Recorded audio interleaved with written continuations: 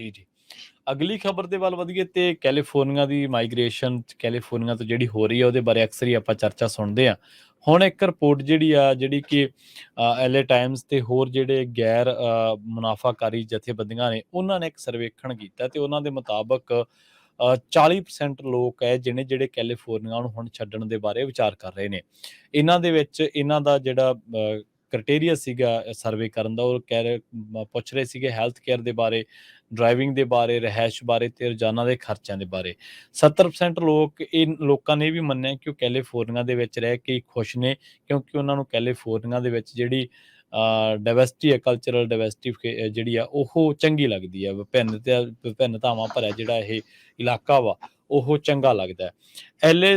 LA Times ਦਾ ਜਿਹੜਾ ਨਵਾਂ ਸਰਵੇਖਣ ਹੈ ਇਹ ਇਸ ਗੱਲ ਦੇ ਉੱਤੇ ਵੀ ਚਰਚਾ ਵਧਾਉਂਦਾ ਕਿ ਕੈਲੀਫੋਰਨੀਆ ਨੂੰ ਲੋਕ ਛੱਡ ਕਿਉਂ ਰਹੇ ਨੇ।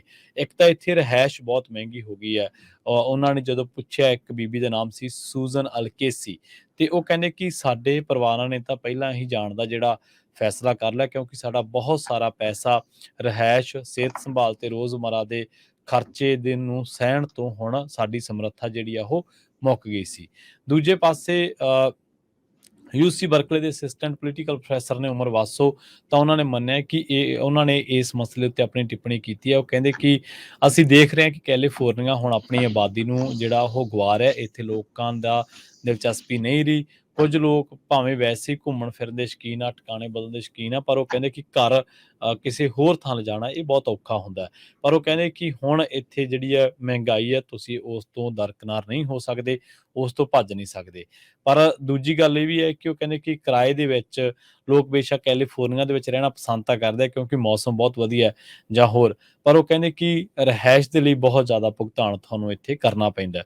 71% ਲੋਕਾਂ ਨੇ ਇਹ ਵੀ ਮੰਨਿਆ, ਉਹ ਕਹਿੰਦੇ ਕਿ ਇੱਥੇ ਅਸੀਂ ਬਹੁਤ ਖੁਸ਼ ਹਾਂ, ਤੇ ਬਹੁਤ ਸਾਰੇ ਲੋਕਾਂ ਨੇ ਇਹ ਵੀ ਮੰਨਿਆ ਕਿ ਇੱਥੇ ਅਸੀਂ ਰਹਿ ਤਾਂ ਰਹੇ ਹਾਂ, ਪਰ ਸਾਡੀ ਇੱਛਾ ਜਿਹੜੀ ਆ ਉਹ ਆਉਣ ਵਾਲੇ ਸਮੇਂ ਦੇ ਵਿੱਚ ਬਦਲ ਸਕਦੀ ਹੈ। ਸੋ ਐਲਏ ਟਾਈਮਜ਼ ਨੇ ਜਿਹੜਾ ਇਹ ਲੋਕਾਂ ਦੇ ਹਵਾਲੇ ਦੇ ਨਾਲ ਜਿਹੜਾ ਸਰਵੇ ਕੀਤਾ, ਤੇ ਉਹਦੇ ਵਿੱਚ ਇਹ ਗੱਲ ਸਾਹਮਣੇ ਆਈ ਕਿ 40% ਲੋਕ ਇਸ ਵੇਲੇ ਕੈਲੀਫੋਰਨੀਆ ਨੂੰ ਛੱਡਣ ਦੇ ਬਾਰੇ ਵਿਚਾਰ ਕਰ ਰਹੇ ਨੇ। ਜੀ ਜੀ ਬਿਲਕੁਲ। ਜੇ ਆਪਾਂ ਰੈਂਟਾਂ ਦੀ ਗੱਲ ਕਰਦੇ ਜਾਈਏ, ਸੈਂਟਾ ਕਰੂਜ਼ ਸਭ ਤੋਂ ਐਕਸਪੈਂਸਿਵ ਸ਼ਹਿਰ ਬਣ ਗਿਆ, ਕੰਟਰੀ ਬਣ ਗਈ ਹੈ ਕੈਲੀਫੋਰਨੀਆ ਦੇ ਵਿੱਚ ਰੈਂਟ ਕਰਨ ਦੇ ਲਈ। ਕਹਿੰਦੇ ਜੇ ਤੁਸੀਂ ਸੈਂਟਾ ਕਰੂਜ਼ ਦੇ ਵਿੱਚ ਰਹਿਣਾ ਆ ਤਾਂ ਤੁਹਾਨੂੰ $63.33 ਪਰ ਆਵਰ ਦੇ ਹਿਸਾਬ ਨਾਲ ਕਮਾਉਣੇ ਪੈਣਗੇ। ਸੈਨ ਫਰਾਂਸਿਸਕੋ ਚ $61.31, ਸੈਂਟਾ ਕਲਾਰਾ ਕਾਉਂਟੀ ਦੇ ਵਿੱਚ $55.56, ਮੋਨਵੇ ਕਾਉਂਟੀ ਦੇ ਵਿੱਚ $52.44 ਤੇ ਸੈਂਟਾ ਬਾਰਬਰਾ ਕਾਉਂਟੀ ਦੇ ਵਿੱਚ $51.29।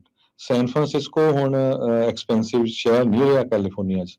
ਸੈਂਟਾ ਕਰੂਜ਼ ਜਿਹੜਾ ਆ ਉਹ ਐਕਸਪੈਂਸਿਵ ਬਣ ਗਿਆ ਹੈਗਾ। ਸੈਂਟਾ ਕਲਾਰਾ, ਮੋਨਵੇ ਤੇ ਸੈਂਟਾ ਬਾਰਬਰਾ ਕਾਉਂਟੀਜ਼ ਜੋ ਹੈਗੀਆਂ ਮੋਸਟ ਐਕਸਪੈਂਸਿਵ ਕਾਉਂਟੀਜ਼ ਆ ਕੈਲੀਫੋਰਨੀਆ 'ਚ। ਤੇ ਕੈਲੀਫੋਰਨੀਆ ਨੰਬਰ 1 ਸਟੇਟ ਹੈਗੀ ਆ ਮਹਿੰਗੀ ਰਹਿਣ ਦੇ ਲਈ, ਬੇਸਡ ਅਪੋਨ ਜੇ 2 ਬੈਡਰੂਮ ਦਾ ਤੁਸੀਂ ਅਪਾਰਟਮੈਂਟ ਲੈਂਦੇ ਹੈਗੇ। ਜੀ ਜੀ ਬਿਲਕੁਲ।